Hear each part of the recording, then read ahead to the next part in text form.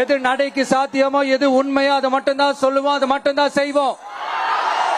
கல்வி, ரேஷன், மருத்துவம், குடிநீர், அடிப்படை சாலை வசதி, மின்சாரம்னு, பெண்கள் பாதுகாப்பு, சட்டம் ஒழுங்கம்னு, இந்த மாதிரி அடிப்படை விஷயங்கள்ல நோ காம்ப்ரமைஸ். சிம்பிளா நம்மளுடைய விஷன் என்னன்னு சொல்லணும்னா, ஏழ்மை வறுமை இல்லாத தமிழகம், குடும்ப ஆதிக்கம் இல்லாத தமிழகம், ஊழல் இல்லாத தமிழகம், உண்மையான மக்களாட்சி, மனசாட்சி உள்ள மக்களாட்சி. கான்பிடண்டா இருங்க மக்களே, நல்லதே நடக்கும், வெற்றி நிச்சயம். மீண்டும் சந்திக்கும் வரை நன்றி, வணக்கம்.